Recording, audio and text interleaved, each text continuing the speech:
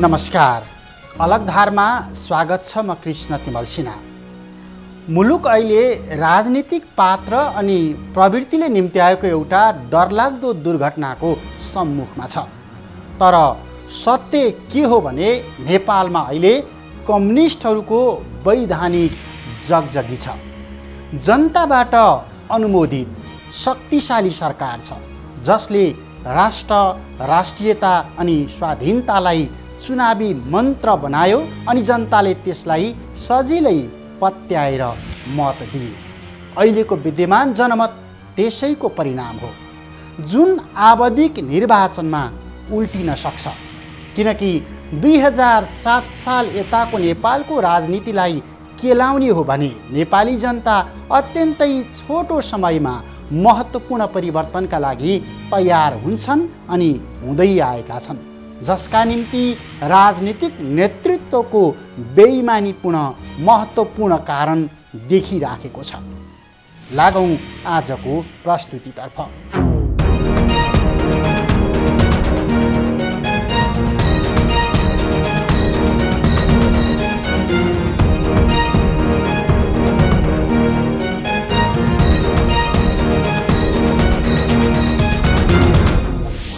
नेपालमा यसअघि अहिले जस्तै कहिल्यै कम्युनिस्टहरूको वैधानिक जगजगी थिएन। 72 सालमा जारी भएको संविधान अनि त्यो संविधान कार्यान्वयनका क्रममा सम्पन्न पहिलो चुनावबाट निर्वाचित अहिलेको यो सरकार नेपालको इतिहासमै शक्तिशाली जननिर्वाचित सरकार हो। त्यसैले सुरुमा भनियो पनि कम्युनिस्टको वैधानिक सरकारको लोकप्रियता शिखरमै पुगेको छ। तर यो 3 वर्षको समीक्षा अवधिलाई केलाउँदा कम्युनिस्ट राजनीतिको शान र साख दुवै ओह्रालो यात्रामा छ। जिम्मेवार नेताहरू शक्तिले किचिएका छन्, शक्तिको उन्मादले उम्लिराखेका छन्, आपसमा हिलो छ्यापाछ्याप गरिराखेका छन्। जनतामा चरम आक्रोश गुम्सिराखेको छ। त्यसैले विश्लेषण गरिँदैछ मुलुक अर्को राजनीतिक दुर्घटनाको अघिल्तिर उभिराखेको छ। दलीय राजनीतिको निकृष्ट फोहोरी खेल, जनमतको आडमा शासन र आसनको तमासा, नेकपाको रडाको स्वचालित कि परिचालित।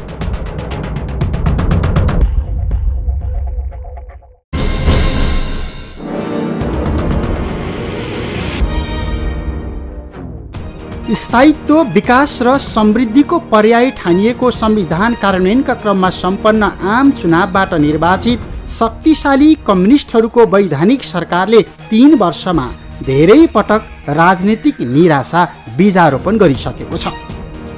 जनताबाट अनुमोदित शक्तिशाली सरकार सञ्चालन भन्दा बढी पद, भूमिका, अवसर, नियुक्ति अनि पजनीका मुद्दामा नेकपाको नेतृत्व अल्झिँदा राष्ट्र, राष्ट्रियता अनि स्वाधीनतासँगै स्थायित्व, विकास र समृद्धिको एजेन्डा ओझेलमा परेको छ।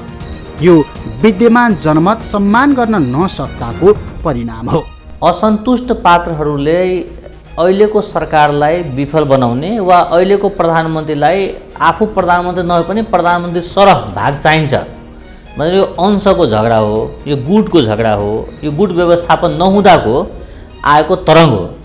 यसले चाहिँ तत्कालीन अवस्थामा पार्टीलाई व्यस्त गरे पनि यसले दीर्घकालीन अवस्थामा सरकारलाई असफल गर्छ र असफल सरकार कारणले गर्दा यो व्यवस्था असफल हुन्छ। तर अहिले देखिएका पात्रहरू सही अर्थमा भन्नुहुन्छ भने आफ्नै पार्टीका विरुद्ध, आफ्नै नीतिका विरुद्ध र आफैले बोकेर ल्याएको व्यवस्थाका विरुद्धमा सक्रिय देखिएका छन्। विश्लेषकहरू भन्छन् जनतामा अहिले जुन तहको वितृष्णा विकास भइराखेको छ, नेकपा नेतृत्व तहमा जुन तहको वैमनस्यता मौलाइराखेको छ, यो दुवै दुर्भाग्यपूर्ण छ।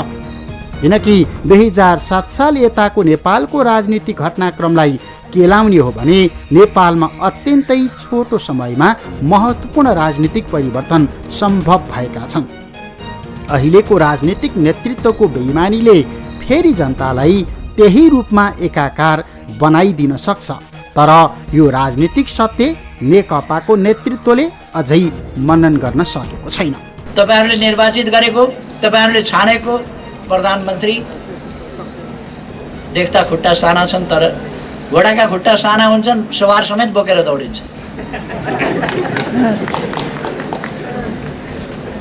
तपाईँहरू ढुक्क भए हुन्छ।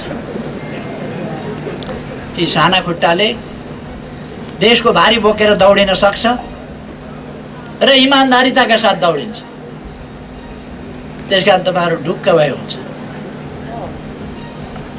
पार्टीभित्रका समस्याहरू म अध्यक्ष छु, तपाईँहरू किन चिन्ता गर्नुहुन्छ? यो पार्टी यत्तिकै बनेको होइन। 50 वर्ष अगाडि जुगामा भर्खर रेखी बस्दै थियो, अहिले टन्न फुल्या देख्नुभएको छ। त्यस बेलादेखि टुटे फुटेको पार्टी मिलाउँदै मिलाउँदै मिलाउँदै यहाँ पुर्याएको। नजिकै आएर नभेटेकाले, कुरा नबुझेकाले अहिले पनि गाली गर्छ।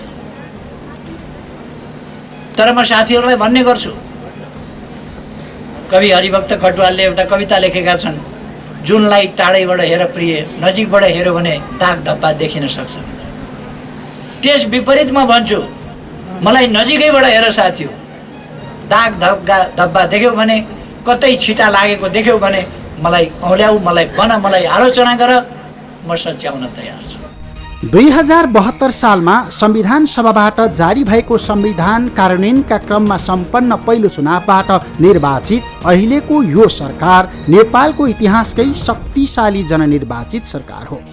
तर पछिल्लो 3 वर्षको समीक्षा अवधिलाई केलाउँदा कम्युनिस्ट राजनीतिको शान र साख दुवै ओह्रालो यात्रामा छ। नेताहरू शक्तिले किचिएका छन्, सत्ताको उन्मादले उम्लिराखेको छ नेकपा।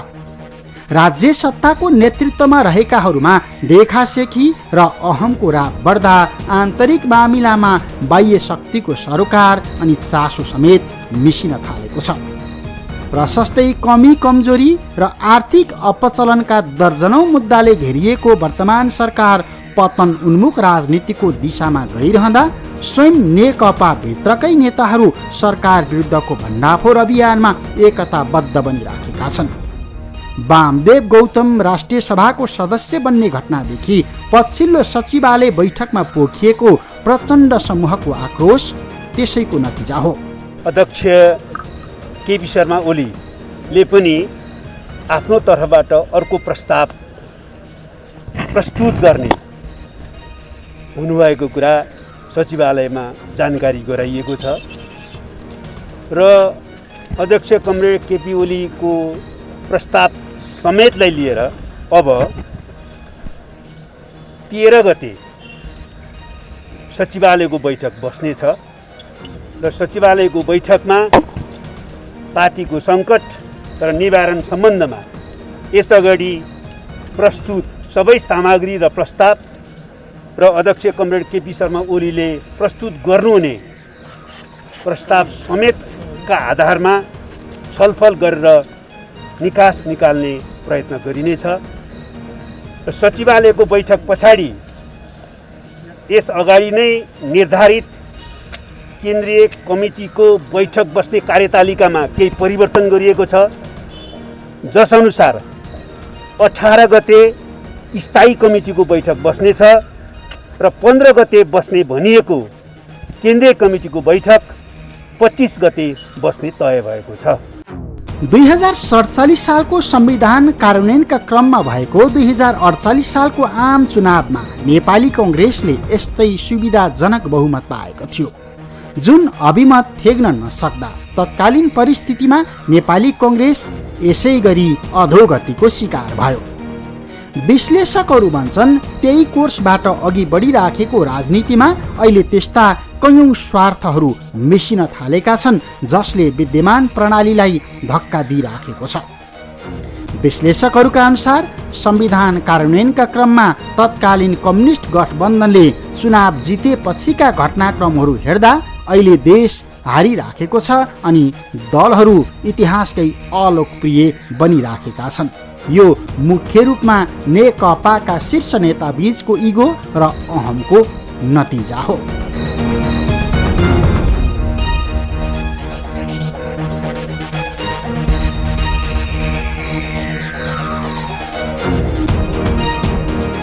पार्टीको आन्तरिक जीवनमा उत्पन्न भएका समस्याहरू समाधान गर्नका निम्ति राष्ट्रिय राजनीतिलाई सही दिशामा दिशाबद्ध गर्नका निम्ति सक्षम हुन सक्दैनौँ, प्रभावकारी हुन सक्दैनौँ, नेतृत्वदायी भूमिका निर्वाह गर्न सक्दैनौँ भनेदेखि त्यति बेला स्वाभाविक रूपमा सचिवालयको औचित्यमाथि, यसको वैधतामाथि प्रश्न खडा हुन्छ र हामीले हाम्रो भूमिकालाई आत्मसमीक्षा गर्नुपर्ने, भूमिकाका बारेमा आत्मसमीक्षा गर्नुपर्ने परिस्थितिमा देख्छु र यदि हामी यो ढङ्गले भूमिका निर्वाह गर्न असक्षम भएका हौँ भने, नसक्ने भएका हौँ भने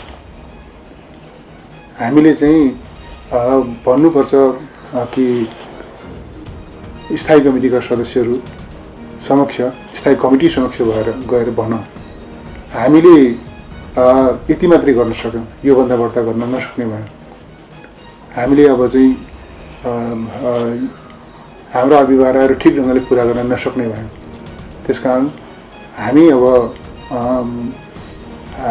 तपाईँहरू चाहिँ जिम्मेवारी सम्हाल्नका निम्ति तयार हुनुहोस्, हामी पदमुक्त हुन्छौँ अब भनेर भन्नुपर्ने परिस्थिति सृजना हुन्छ यदि हामी हाम्रो जिम्मेवारी ठिक ढङ्गले निर्वाह गर्न सक्दैनौँ भने भन्ने मेरो विश्लेषण हो। या त हामीले हाम्रो जिम्मेवारी ठिक ढङ्गले निर्वाह गरौँ, त्यसो गर्न सक्दैनौँ भनेदेखि स्थायी कमिटीलाई हामीले भनिदिउँ कि हामी अब गर्न सक्दैनौँ, तपाईँहरू चाहिँ जिम्मेवारी लिनका निम्ति तयार हुनुहोस् भनेर हामीले बाटो छोडिदिउँ। आम नागरिक अहिले कोरोना कहरका कारण भयग्रस्त मानसिकतामा बाँचिराखेका छन्। कोरोना संक्रमणका कारण उपचार नपाएर बेवारिसे मृत्युवरण गर्नुपर्ने अवस्था आइसकेको छ। रोजगारी र व्यापार व्यवसाय गुमाएको एउटा ठूलो हिस्सा भोकमरीको चपेटामा परिराखेको छ। तर समाजवाद अथवा साम्यवादको सपना देखाउनेहरू आफ्नै स्वार्थ र घमण्डमा लिप्त छन्। पार्टी कमिटी नै एउटा यस्तो ठाउँ हो जहाँ सबै खालका कुराहरू आउनुपर्छ। छलफल बहसबाट नै अनि एउटा उपाय खोज्नुपर्छ, किनभने हामीले यो आन्दोलनलाई र यो पार्टीलाई एकताबद्ध भएर अगाडि बढाउनुपर्छ र एकताबद्ध भएर अघि बढाउनलाई सबै हामीले अनुशासनमा बाँधिनु पर्दछ।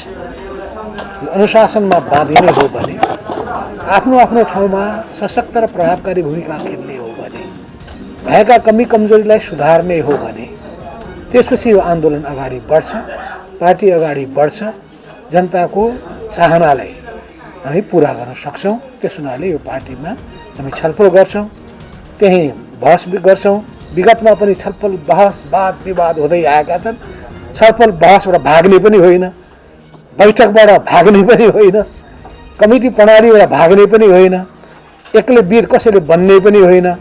पार्टीको सामूहिक नेतृत्वलाई, पार्टीको निर्णयलाई स्वीकार गर्ने सबैमा प्रतिबद्धता चाहिए। नेपालको राजनीतिमा जननिर्वाचित प्रतिनिधिले निर्धक्क शासन चलाउने अहिलेको जस्तो अनुकूल अवसर यसअघि कहिल्यै पनि पाएका थिएनन्। किनकि यो संविधान सभाबाट संविधान जारी भएपछि राजतन्त्रको वैधानिक अन्त्य भइसकेपछि पहिलो शक्तिशाली सरकार यही नै हो। त्यसैले पनि अहिलेको अवसरप्रति जनता निकै आशावादी छन्। किनकि 2007 सालपछि धेरै राजनीतिक हन्डर अनि ठक्कर पछि प्राप्त अवसर अहिले नेकपाले सदुपयोग गरिराखेको छ। जुन अवसर सत्ता स्वार्थको चपेटामा परेर वर्तमान नेतृत्वले दुरुपयोग गरिराखेको जनताको आक्रोश हो। राष्ट्रियताको मुद्दा बोकेर चुनावको समयमा नायकको छवि बनाएकाहरू स्वार्थी समूहको झुण्ड अहिले बन्न थालेका छन्। सत्ता टिकाउन अथवा सरकार गिराउन कूटनीतिक राजनीतिक मर्यादा विपरीतका भेला र भेटघाट एकाएक बाक्लिन थालेको छ। नेतृत्वमा कुनै कोणबाट पनि राजनीतिक नलाग्ने संवेदना शून्य चरित्र देखिन थालेको छ। जनमतको हुर्मत यसरी लिँदैछ मानौ जीवन पर्यान्त अहिलेको शक्ति सत्तामै रहनेवाला छ। 9 महिनामा 10 महिनामा सरकार फेरिन बानी परेका नेताजीहरूलाई सरकार फेर्न मन लाग्छ। फेर्दाखेरि चाहिँ केही पाइन्छ कि भन्ने हुन्छ। तर मुलुकको आवश्यकता भने चाहिँ परिवर्तन होइन, स्थायित्व। किन यो मुलुकमा यति धेरै सरकारहरू बदलिया छन्, सरकार बदल्ने कुरा चाहिँ जनताको हितसँग सम्बन्धित कुरा होइन, राष्ट्रको हितसँग सम्बन्धित कुरा होइन।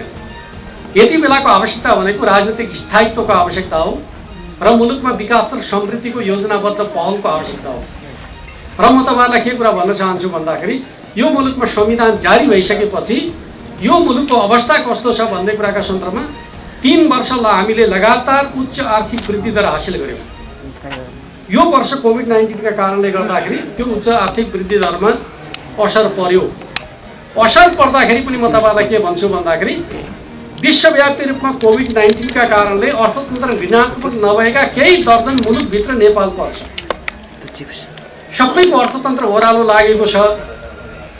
नेपालको अर्थतन्त्र ऋणात्मक अझै भएको छैन र 1 दर्जन मुलुकभित्र नेपाल पर्छ जसको अर्थतन्त्र ऋणात्मक बनेको छैन।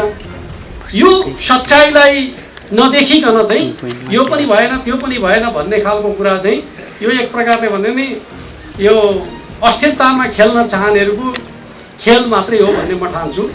नेपाली जनता स्थायित्वका पक्षमा छन्, नेपाली जनता समृद्धिका पक्षमा छन्, सुशासनका पक्षमा छन्। सत्तारूढ नेपाल कम्युनिस्ट पार्टी नेकपाका 2 शीर्ष नेता प्रधानमन्त्री एवं अध्यक्ष केपी शर्मा ओली र अर्का कार्यकारी अध्यक्ष पुष्पकमल दाहाल प्रचण्ड गाली गलौजको स्तरमा ओर्लिएपछि यसको असर तल्लो तहसम्म पुगेको छ। 2 नेताबीचको इगो र अहमको चपेटामा सिङ्गो पार्टी अनि मुलुक त्यसैको घानमा परेको छ। तर सत्ता सञ्चालनको अनुभव सङ्घालिसकेका पुस्ता भएर पनि प्राप्त अवसरलाई अनुकूलतामा बदल्न नसक्दा सरकार विकृति विसङ्गतिको दलदलमा फसेको हेक्का राजनीतिक नेतृत्वमा अझै छैन। दिनदिनै पार्टीभित्रका शक्ति समूह बीचको समीकरण र समन्वय त्यसैको परिणाम फेरिराखेको छ, जसलाई नेकपाका धेरै नेताले पार्टी विभाजनको सम्भावित परिदृश्य भनेका छन्। यो जीवनको उत्तरार्धमा कम्युनिस्ट नेताहरूले पाएको अवसर दुरुपयोग गरिँदाको नतिजा हो। पार्टी कार्यकर्ता पङ्क्तिमा जनतामा एउटा ठुलो नैराश्यता र अन्योलता उत्पन्न भएको छ र यसले आज यी सबै कुराका आधारमा देशभरिका शुभचिन्तकहरूको पार्टी पङ्क्तिको एउटै स्वर के छ भन्दाखेरि नेताहरूले संयमता अपनाउनु पर्यो, नेताहरूले चाहिँ नि पूर्ण विवेक अपनाउनु पर्यो, नेताहरू उत्तेजित हुनु भएन। यत्रो चाहिँ जनताले बलिदान गरेर निर्माण भएको पार्टी, यत्रो चाहिँ कार्यकर्ता समर्थकहरूको योगदानले गर्दाखेरि निर्माण भएको पार्टी आज चाहिँ यो विभाजित हुने वा यो तलमाथि हुने परिस्थिति आम कार्यकर्ता पङ्क्तिलाई, यसका शुभचिन्तकहरूलाई, समर्थकहरूलाई मान्ने छैन। यो आजको राष्ट्रिय एकतालाई, सम्प्रभुतालाई बलियो बनाउनको लागि, जनताप्रति गरिएका हामीले गरेका प्रतिबद्धताहरू पुरा गर्नको लागि पार्टी एकता, यसको आन्तरिक लोकतन्त्रलाई बलियो बनाउने, यसलाई सुदृढ बनाउने कुरा नै आजको मुख्य कुरा हो। यो पार्टीलाई विचार प्रधान र विधि प्रधान बनाएर मात्रै यी विषयहरूको समाधान गर्न सकिन्छ भन्ने आज आम कार्यकर्ता पङ्क्तिको एउटै आवाजमा यो भनाइ छ। नेकपा नेतृत्वमा देखिएको सबैभन्दा ठूलो समस्या गुटगत स्वार्थ नै हो। आफ्नो गुट बाहेक अरूको अस्तित्व नस्वीकार्ने दाउपेचमा प्रचण्ड ओली आम्ने सामने भएका छन्। त्यसैको परिणाम एकताको 30 महिना बितिसक्दा पनि यसले पूर्णता पाएको छैन। पार्टीका निकायहरू चलायमान बन्न सकेका छैनन्। नेता कार्यकर्ताहरू कामविहीन छन्। केन्द्रदेखि वडासम्म नेकपाको गुट मात्रै देखिन्छ, पार्टी कतै छैन अनि यसको असर प्रत्यक्ष सरकार सञ्चालनमा परिराखेको छ। सरकार परिणाममुखी हुन सकेको छैन। जनतालाई जुन किसिमले सन्तुष्टि दिनु पर्थ्यो 2/3 सरकार, राजनीतिक स्थायित्व भएको सरकारले जुन खालको काम गर्नु पर्थ्यो त्यो काम गर्न सकेको छैन। परिणाम जनताको भान्सासम्म पुग्न सकेको छैन। त्यो भनिराख्दा हामीले के पनि बिर्सिनुहुन्न भने अहिलेको प्रधानमन्त्रीको 3 वर्षमा मध्ये 2 वर्ष कुर्सी मात्रै मिलाउँदै बित्यो। जो व्यक्ति आफ्नै पार्टीका विरुद्धमा आगो बाल्दै हिँड्छ, आफ्नै सरकारका विरुद्धमा आगो बाल्दै हिँड्छ, जसले आफ्नो सरकारलाई देश र जनताको पक्षमा मुद्दा उठान गर्दैन, जतिखेर पनि आन्तरिक किचलो, आन्तरिक झन्झटमा आफ्नै सरकारका समय र राज्यका कोष दुरुपयोग गर्छ, यो खालको झन्झटले गर्दाखेरि पार्टी कमजोर त हुँदै जान्छ। त्यो सँगसँगै चाहिँ यो व्यवस्था पनि सिद्धिन सक्छ।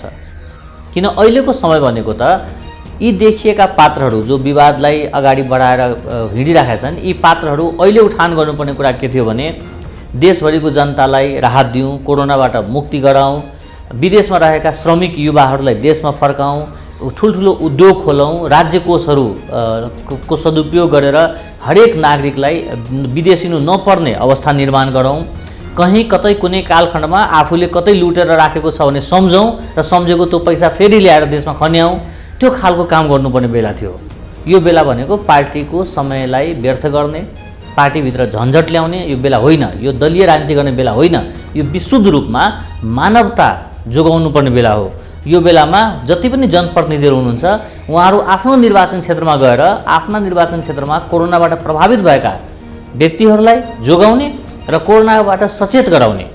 आफ्ना निर्वाचन क्षेत्रमा कोही पनि व्यक्ति कोरोनाका कारणले गर्दाखेरि आत्महत्या गर्न नपरोस्, अल्पायुमा ज्यान गुमाउनु नपरोस्, कसैको बन्द व्यवसाय नसिद्धियोस्, कोही भोकै नमरुन्, त्यसका लागि निगरानीकर्ताको भूमिका खेल्नुपर्ने हो। यो बेला काठमाडौँमा बसेर बिहानै बेलुका धुम्बाराही, बालुवाटार, खुमलटार कुद्ने बेला होइन।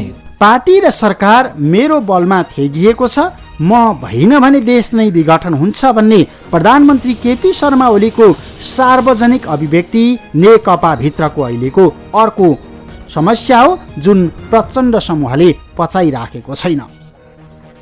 विज्ञहरू भन्छन् यो नेकपा भित्रको रोई कराईको अर्को कारण हो। यो एकतालाई टिकाउनका लागि हामीले चाहिँ वास्तवमा जनतालाई भन्यौँ कि हामी स्थायित्वको पक्षमा छौँ, हामीलाई मत दिनुहोस् भन्यौँ। स्थायित्वका लागि जनताले मतदान हामीलाई गर्नुभयो। त्यो मतको पनि अपमान हुने गरी अहिले जसरी हामी अस्थिरतातर्फ मुलुकलाई धकेल्न खोजिरहेका छौँ र आफ्नै पार्टीको अध्यक्ष र सम्माननीय प्रधानमन्त्रीका विरुद्ध जुन किसिमको एउटा चाहिँ ल्याइएको छ त्यसको विषयवस्तु हेर्दाखेरि त्यो चाहिँ विशुद्ध आरोपहरू छन्। त्यसमा कमजोरीहरू हुन सक्छन्, म छैन म भन्दिनँ। कमजोरी थिए भने त्यो पार्टीको आन्तरिक फोरममा छलफल गर्न सकिन्थ्यो, तर त्यसलाई सार्वजनिक गरेर जुन काम गर्नुभएको छ सम्माननीय पूर्व प्रधानमन्त्री पार्टीका अध्यक्ष पुष्पकमल दाहालज्यूले, उहाँले यो प्रस्ताव चाहिँ फिर्ता लिनुपर्छ। र त्यसै गरी दोस्रो कुरा के भने अहिलेको सम्माननीय प्रधानमन्त्री केपी शर्मा ओली जो हाम्रो पार्टीको अध्यक्ष पनि हुनुहुन्छ, उहाँले यदि नेता कार्यकर्ताहरूलाई समेट्ने कुरामा कमी भएका छन् भने उहाँले आम रूपमा सबैलाई समेटेर लिएर अगाडि बढ्नुपर्छ। र तेस्रो कुरा चाहिँ सम्पूर्ण मुलुकभरिका नेता कार्यकर्ताहरूले चाहिँ हाम्रो पार्टीको एकताको जगलाई सम्झेर, आम जनताको भावनालाई सम्झेर, स्थायित्व र विकास समृद्धिका लागि जनताले हामीलाई गरेको सम्मानलाई सम्झेर हामीले एकअर्कालाई लान्छना गर्ने, अर्को कित्तामा उभिने भन्दा पनि यो एकतालाई अक्षुण्ण राख्नका लागि हामी सबैले कुनै न कुनै योगदान गर्नुपर्छ। नेकपाको सङ्घर्षको इतिहास निकै गर्विलो छ। 2006 सालमा पुष्पलाल श्रेष्ठको अगुवाईमा स्थापना भएको नेपाल कम्युनिस्ट पार्टीले यो 7 दशक लामो उतार चढावको इतिहास अहिले किन भुलिराखेको छ? किन नेकपाको वर्तमान कलङ्कित बनिराखेको छ? यो अहिले आम रूपमा उठिराखेको प्रश्न हो। अहिले नेकपाको नेतृत्व सत्ता मोहकै कारण प्राणविहीन बन्दै गएको छ, यो सत्य हो। र केपी शर्मा ओली समूह एकाएक नेकपामा रक्षात्मक बन्न पुगेको छ। यो नेपालको राजनीतिको दुर्भाग्य हो, किनकि 2007 सालदेखि 2063 सालसम्मको राजनीतिक इतिहासलाई हेर्दा नेपालमा मिलिजुली सरकार कहिल्यै चल्न सकेको छैन। बहुमतको सरकार दलहरूले यसै गरी थेग्न सक्दैनन्। यो दुर्भाग्य 2015 साल यता निरन्तर दोहोरिराखेको छ। अनि नेपाली कङ्ग्रेस जस्तो पुरानो शक्ति समेत यति बेला निरीह भूमिकामा छ। भनिन्छ जसले दोस्रोको दोषमाथि ध्यान दिन्छ ऊ आफ्नो कमजोरी प्रति सधैँ अन्धो हुन्छ। यो नेकपाको राजनीतिमा अहिले मिलिराखेको छ, किनकि अस्तित्व जोगाउनै नसकिने परिस्थितिमा आपत परेपछि मिलेका दुई राजनीतिक दलहरू अहिले सहज वातावरण बन्न बित्तिकै एक अर्कालाई निल्ने र सिद्ध्याउने दाउमा उत्रिएका छन्। अनि घरभित्रैको झगडामा एक अर्का विरुद्ध आफू बलियो देखिनका लागि अशोभनीय प्रतिस्पर्धा नेकपामा दोहोरिराखेको छ। यो नेकपाका निम्ति विनाशकाले विपरीत बुद्धि हो। नेकपाभित्र लुकेको स्वार्थ, दम्भ, अहङ्कार अनि पदसँग जोडिएको यो शकुनीको षड्यन्त्रले विनाश निम्त्याइराखेको छ समग्र राष्ट्रिय जीवनमा।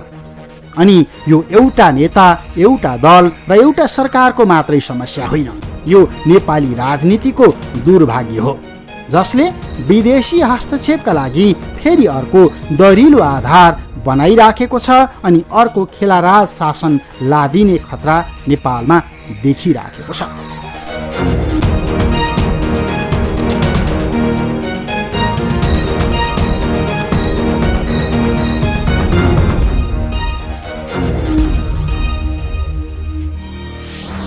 अहिलेको सङ्कट र नागरिकको वितृष्णा राज्य सत्ताको नेतृत्वमा रहेकाहरूमा विद्यमान देखासेखी अनि अहमको रापले निम्त्याएको परिणाम हो, जुन राप दिनदिनै वारवार्ती नेकपाभित्र बलिराखेको छ।